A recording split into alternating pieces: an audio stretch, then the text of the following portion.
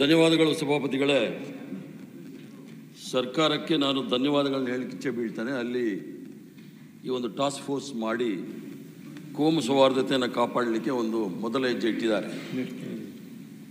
ಭಾಳಷ್ಟು ಚರ್ಚೆಗಳು ಬರ್ತಾ ಇದೆ. ಅಲ್ಲಿ ಒಬ್ಬರು ಕೊಲೆ ಆಗಿದೆ, 45 ಜನ ಬಂದು ಕೊಲೆ ಮಾಡಿದ್ದಾರೆ. ಕೊಲೆ ಆದವ್ರ ಮೇಲೆ 2 ಕೊಲೆ ಕೇಸಿದೆ. ರೌಡಿ ಶೀಟರಲ್ಲಿದ್ದಾರೆ.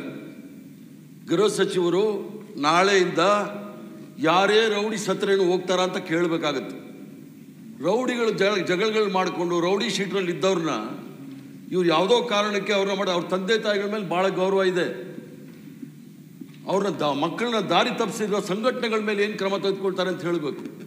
ನಕ್ಸಲ್ ನಿಗ್ರಹ ಮಾಡ್ತಕ್ಕಂಥ ಸರಿ, ಇಂಗ್ಲೀಷಲ್ಲಿ ಹೇಳ್ತಾರೆ. ನಕ್ಸಲ್ ಅವರು ಹೇಳೋದೇನು ಅಂದರೆ ಪವರ್ ಥ್ರೂ ಬುಲೆಟ್ ಅಂತ ಹೇಳಿ. ಪ್ರಜಾಪ್ರಭುತ್ವದಲ್ಲಿ ಪವರ್ ಥ್ರೂ ಬ್ಯಾಲೆಟ್ ಅಂತ ಹೇಳ್ತೀವಿ. ನಕ್ಸಲ್ಸ್ ಅವರು ನೇರವಾಗಿ ಹೋರಾಟ ಮಾಡ್ತಾರೆ. ಕೆಲವರು ಷಡ್ಯಂತ್ರ ಮಾಡ್ತಾ ಇದ್ದಾರೆ ಪ್ರಜಾಪ್ರಭುತ್ವನ ಸಂಪೂರ್ಣವಾಗಿ ನಿರ್ನಾಮ ಮಾಡಬೇಕು ಅಂತ ಹೇಳಿ. ಗೃಹ ಸಚಿವರು ಯಾರು ಸದಸ್ಯರು ಹೇಳಿದ್ರು, ಇಡೀ ಕರ್ನಾಟಕ ರಾಜ್ಯದಲ್ಲಿ ಇರ್ತಕ್ಕಂಥ ಎಲ್ಲರಿಗೂ ಸಹ ಗೃಹ ಸಚಿವರು ಅಥವಾ ಕೇವಲ ಒಂದು ಧರ್ಮಕ್ಕೆ ಮಾತ್ರ ಗೃಹ ಸಚಿವರು ಅಂತಲೂ ಸಹ ಹೇಳಬೇಕಾಗುತ್ತೆ. ಪ್ರಜಾಪ್ರಭುತ್ವದಲ್ಲಿ ಈ ದೇಶದಲ್ಲಿ ನಾವು ತೆರಿಗೆ ಕಟ್ತಕ್ಕಂಥ ಜನ, ಪ್ರಜಾಪ್ರಭುತ್ವದಲ್ಲಿ ಪ್ರತಿಯೊಬ್ಬರಿಗೂ ಸಹ ಹಕ್ಕಿದೆ. ಎಲ್ಲರ ಮೂಲಭೂತ ಜವಾಬ್ದಾರಿ ಏನು ಒಂದು ಸಂವಿಧಾನದ ಅಂತ ಹೇಳಿದ್ರೆ ಎಲ್ಲರ ಜೀವ ಮತ್ತು ಆಸ್ತಿ ಮತ್ತು ಆಸ್ತಿಯನ್ನು ಕಾಪಾಡ್ತಕ್ಕಂಥ ಮೂಲಭೂತ ಜವಾಬ್ದಾರಿ. ಅದನ್ನು ನಡೆಸೋ ಸಂದರ್ಭದಲ್ಲಿ ಸರ್ಕಾರ ಭಾಳ ಸ್ಪಷ್ಟವಾಗಿ ಹೇಳಬೇಕಾಗತ್ತೆ. ಯಾರೋ ರೌಡಿ ಶೀಟ್ರಲ್ಲಿ ಇದ್ದಾರೆ ಯಾವುದೋ ಧರ್ಮದವರು ಅಂತ ಹೇಳಿದ್ರೆ ಅವ್ರ ಹತ್ರ ಹೋಗಿ ನೋಡ್ಲಿಕ್ಕೆ ಆಗೋದಿಲ್ಲ. ಅಥವಾ ಇನ್ನೊಂದು ಧರ್ಮದವರು ಅಮಾಯಕರು.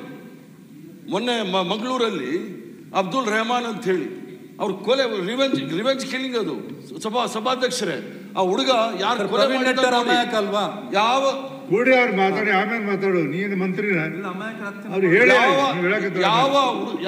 ಯಾರ ಅಬ್ದುಲ್ ರೆಹಮಾನ್ ಅಂತ ಕೊಲೆ ಮಾಡಿದ್ರಲ್ಲ, ಕೊಲೆ ಆದ್ನಲ್ಲ, ಅವ್ನು ಕೊಲೆ ಮಾಡಿದವನು ಅವ್ರ ತಂದೆಗೆ ಹೋಗಿ ರಕ್ತ ಕೊಟ್ಟಿದ್ದಾನೆ. ಅವ್ರಿಗೆ ರಿವೆಂಜ್ ಕಿಲ್ಲಿಂಗಲ್ಲಿ ಯಾರೂ ಸಿಕ್ಕಿಲ್ಲ ಅಂತೇಳಿ ಅವ್ರನ್ನ ಕರೆಸಿ ಕೊಲೆ ಮಾಡತಕ್ಕಂಥದ್ದು ವಿಶ್ವಾಸಘಾತ ಕೆಲಸ ಯಾವತ್ತೂ ಸಹ ಈ ಕರ್ನಾಟಕದಲ್ಲಿ ಆಗಿಲ್ಲ. ಇದೊಂದು ಹೊಸ ಸೃಷ್ಟಿ ಮಾಡ್ತಾ ಇದ್ದಾರೆ. ಆದ್ದರಿಂದ ಗೃಹ ಸಚಿವರು ನಿರ್ದಾಕ್ಷಿಣ್ಯವಾಗಿ ಯಾವುದೇ ಧರ್ಮ ಜಾತಿ ನೋಡದೆ ನ್ಯಾಯವನ್ನು ಎಲ್ಲರಿಗೂ ಸಹ ಒದಗಿಸ್ಕೊಡ್ಬೇಕು ಅಂತ ಹೇಳಿ ತಮ್ಮ ಮೂಲಕ ನಾನು ಮನವಿ ಮಾಡ್ತೇನೆ.